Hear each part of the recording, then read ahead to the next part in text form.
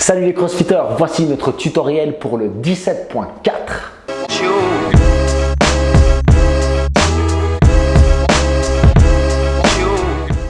Le 17.4 est en fait le 16.4, à savoir 55 deadlift, 55 wall ball shot, 55 calories au rameur et si tout va bien, 55 handstand push-up ou hand release push-up ou push press en fonction de votre catégorie.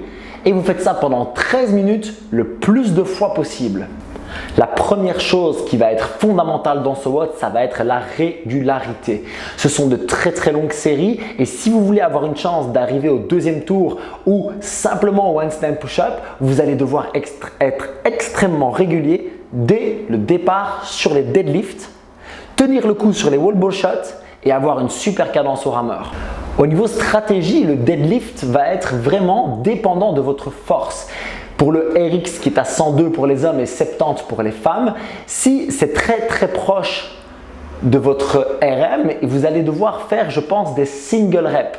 Des singles ou éventuellement des touch and go très courts. On conseille des séries de 3 à 5 reps avec des repos assez courts pour être régulier tout au long des 55 reps sans vous fatiguer de trop et sans vous abîmer le dos. Pensez bien tout au long de ces séries à bien finir en extension au-dessus de la barre, les épaules derrière la barre et à réengager votre descente si vous faites du touch and go avec les hanches vers l'arrière. Le fait de basculer les hanches en arrière va vous faire tout de suite charger votre chaîne postérieure, à savoir les ischios, les fessiers et pas votre dos. Gardez bien la poitrine haute, surveillez le bas de votre dos tout au long du WOD. Si le RX est un petit peu plus léger pour vous, alors je vous conseille de faire des séries un petit peu plus longues. Un bon calcul, c'est des séries de 8 et une de 7. Et pourquoi pas, une stratégie que je vous propose aujourd'hui et que je pense qui peut être très efficace, c'est de faire 10, 9, 8, 7, 6, 5, 5, 5. Le fait de diminuer les reps au fur et à mesure, en fait, va vous donner une force mentale. Chaque fois que vous allez vous réapprocher de la barre, vous aurez une rep de moins à faire. Psychologiquement, ça va être beaucoup plus facile et ça va probablement vous permettre de prendre des repos plus courts et donc d'être plus performant au total. Pour les wall ball shots, si vous êtes à l'aise avec le mouvement, je pense que l'idéal c'est de faire 3 séries, pourquoi pas 20, 20, 15 ou 19, 18, 18. Vous pourriez aussi avoir besoin de casser plus vos séries et donc de faire des séries plus courtes. Mais quoi qu'il en soit, assurez-vous de garder des repos très courts, de 3 à 10 secondes en fonction de votre niveau, mais pas plus. Cassez vos séries suffisamment pour rester dans ces temps de repos-là et garder vraiment une belle régularité. Sur le rameur, bien qu'elle soit fatiguée, vous devrez utiliser vos jambes. Si vous n'êtes pas à l'aise avec le mouvement, je vous mets le tutoriel sur le rameur ici, où j'explique bien que la première poussée vient des jambes, la deuxième des hanches et les bras ne servent quasiment à rien. C'est en utilisant cette poussée de jambes et cette extension de hanches que vous allez pouvoir être puissant et régulier. Fixez-vous un objectif, ça pourrait être 1 calorie par tirage ou ça pourrait être 3 tirages pour 2 calories, peu importe. L'objectif, c'est de se fixer une moyenne et de la maintenir tout au long de votre séquence sur le rameur. Envisagez de ramer aux alentours de 25 coups par minute. Je pense que c'est une très bonne moyenne accessible à maintenir pendant toute la durée du rameur. Enfin, pour les handstand push-up ou les hand release push-up, faites des séries courtes. Vous serez fatigué, vous aurez moins de puissance dans les jambes et d'extension dans les hanches. Donc, c'est vraiment le moment pour faire des séries très courtes, mais prendre très peu de repos. Si vous n'êtes pas très à l'aise avec le mouvement, je vous conseille plutôt de faire des séries de 2-3 reps, redescendre, relâcher 2 secondes et repartir, que d'essayer de faire des séries de 7 ou 8 et d'un moment congestionner et ne plus du tout arriver à faire des reps. La pire chose qui puisse arriver, c'est que vous fassiez des no-reps. Chaque no-rep va être non seulement une énorme perte de temps, mais en plus une grosse perte d'énergie physique et surtout mentale. Il est donc nécessaire que vous utilisiez votre poussée de jambes et de hanches pour réussir toutes vos reps et casser assez tôt pour ne pas être dans le rouge. Au niveau des hand release push-up, vous avez aussi 2 techniques. Comme je vous le montre ici, vous pouvez aller très rapidement descendre, enlever les mains et repartir directement. Et si vous voulez faire une pause, je vous conseille de la faire en bas. Vous avez le droit de la faire en bas et ça va vraiment vous permettre de gagner de l'énergie. Donc, descendez calmement, maintenez bien votre gainage malgré tout, reposez-vous 1 ou 2 secondes et puis repartez. J'ai fait ce WOD l'année dernière lors du 16.4 et j'ai réussi à maintenir en fait des séries très régulières et c'est un peu ça qui m'a sauvé. À l'époque des deadlifts à 100 kg, c'était assez compliqué pour moi. J'ai cassé mes séries d'abord par 8 et puis par 7 et puis par 6. Les wall ball shots, c'était compliqué d'enchaîner après les deadlifts, j'étais très fatigué et donc ce que j'ai pris comme parti, c'est de faire des séries de 10 à 12 reps. Et donc j'ai fait 5 séries, j'ai réussi à me tenir à faire seulement 5 séries et à me reposer maximum 7 à 10 secondes à chaque fois. Sur le rameur, j'ai pu maintenir une moyenne entre 1100 et 1200 calories à l'heure.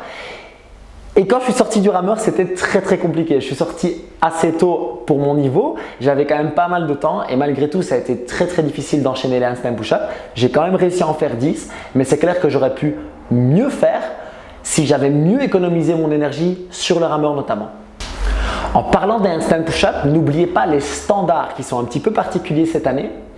La première chose que vous devez faire, c'est vous mettre les deux pieds sous les hanches contre le mur, hanches, jambes et bras tendus, les deux doigts l'un contre l'autre, les doigts bien tendus et vous devez ici mettre une ligne à hauteur de vos poignets.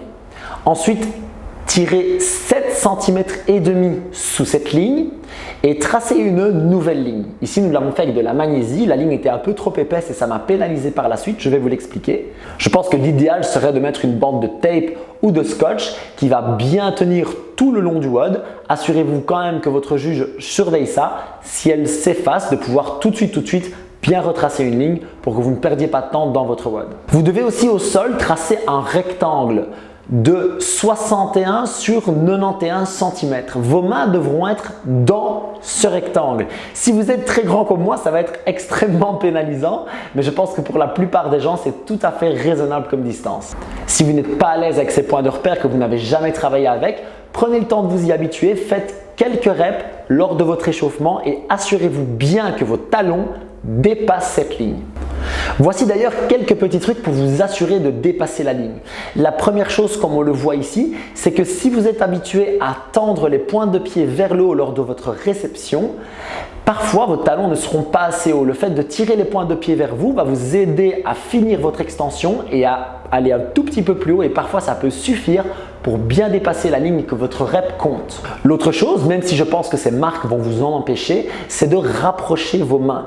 Ici, pour l'exemple, j'ai mis mes mains à l'extérieur des marques et on va voir que j'arrive assez nettement plus bas que lorsque je resserre les mains et que je les remets dans les marques. C'est beaucoup plus facile pour moi d'aller plus haut, même si comme je vous l'expliquais avec cette grosse bande de magnésie, on ne voit pas très bien si je passe la ligne ou pas, mais en y regardant plus près, on voit assez clairement la différence entre les deux. Enfin, si vous avez l'habitude de vous mettre assez loin du mur, ça risque d'être très pénalisant aujourd'hui. Je vous recommande donc de vous approcher un petit peu, surtout avec vos mains. Le fait d'approcher votre corps lors de votre trépied ne va pas vous aider. Par contre, je vous recommande vivement d'avancer vos mains un petit peu plus près du mur. Tant que vous pouvez garder une bonne qualité de mouvement, ça vous aidera à dépasser la ligne à chaque fois. Pour avoir vu des gens de notre box galérer avec ces points de repère parce qu'ils ne les avaient jamais utilisés, je pense vraiment que ces petits conseils peuvent vous aider. D'ailleurs, pensez à les partager avec la communauté si vous pensez que ça peut aider un de vos potes d'entraînement. N'hésitez pas à lui envoyer cette vidéo. Je pense vraiment que ça pourra aider beaucoup d'entre vous. Donc, comme je vous le disais, il est évident que ce WOD va être avant tout un test de régularité, de qualité de mouvement et de respiration. Dès le départ, restez calme, faites des bonnes reps et respirez à chaque rep. Je vous rappelle ce petit truc que je vous ai donné la semaine dernière. N'hésitez pas à vous calquer une respiration tout le temps la même. Par exemple, sur le deadlift, je peux inspirer en descendant, souffler en souvent en montant de manière systématique. Et lorsque je lâche la barre, comptez mes respirations de 1 à 3. Inspiration, expiration profonde et repartir tout de suite. Garder un rythme régulier va vraiment vous permettre de performer sur ce WOD. Au niveau de l'échauffement maintenant, vous allez vraiment devoir mettre la priorité sur votre dos et vos ischios. Ici, j'ai choisi de m'échauffer d'abord avec le rameur et puis avec une séquence de mobilité avec bande alternée avec du travail au kettlebell. Je vais d'abord commencer par mobiliser ma hanche vers l'arrière. L'objectif va être de tracter la jambe, de libérer mon articulation de la hanche et déjà de mobiliser mes ischios en amplitude. Je vais donc me pencher en avant, plier, tendre ma jambe et ensuite faire ce qu'on appelle des good morning, donc simplement garder les fesses bien hautes, les genoux déverrouillés et venir activer mes ischios en gardant le dos absolument droit. Je fais 10 à 15 répétitions par jambe et puis je passe à du travail de kettlebell deadlift avec un kettlebell relativement léger. Ici, j'ai pris 20 kg.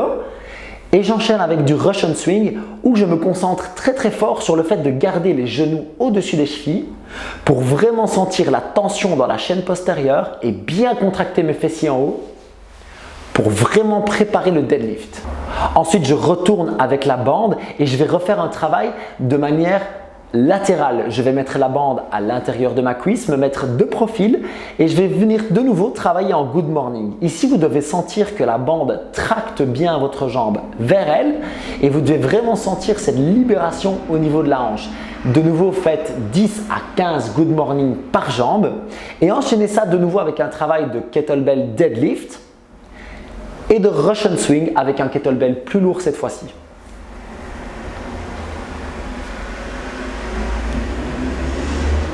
Ensuite, je pars sur des squats avec le medicine ball pour déjà m'habituer au mouvement.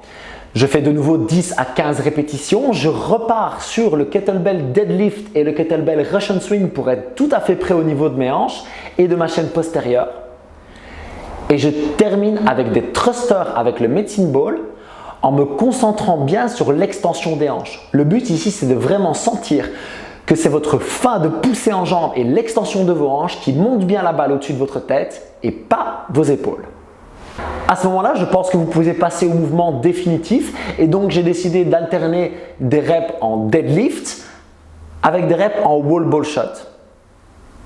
Ici, au niveau stratégique, je vais vous donner un conseil pour le deadlift. Vous avez le droit et la possibilité de faire des single reps. Si vous choisissez de faire des single reps, vous avez aussi la possibilité de varier votre grip. Bien sûr, vous n'êtes pas obligé, si vous êtes à l'aise avec un grip, vous pouvez le garder. Le fait de varier votre grip va économiser vos avant-bras et dans certains cas, ça peut vraiment vous aider à garder cette régularité nécessaire dans ce WOD. L'idéal toutefois, ce serait de faire du touch and go, donc de bien placer votre dos, garder la barre le long du corps et profiter du léger rebond de la barre en bas pour repartir sans vous arrêter, gagner du temps et gagner de l'énergie. Pour terminer l'échauffement, j'ai choisi d'alterner entre ces deadlifts et ces wall ball shots. Quelques reps en wall ball shot pour bien sentir le mouvement. Si vous sentez que vos hanches bougent bien et que vous êtes à l'aise dans le mouvement, maintenant il est temps de faire de la potentiation. Le principe de la potentiation, ça va être de soulever une charge plus lourde sur des séries plus courtes que ce que l'on attend de vous sur le WOD. Ici, je vous conseille de faire des reps entre 3 et 5 en touch and go à une charge plus lourde que la RX de votre catégorie.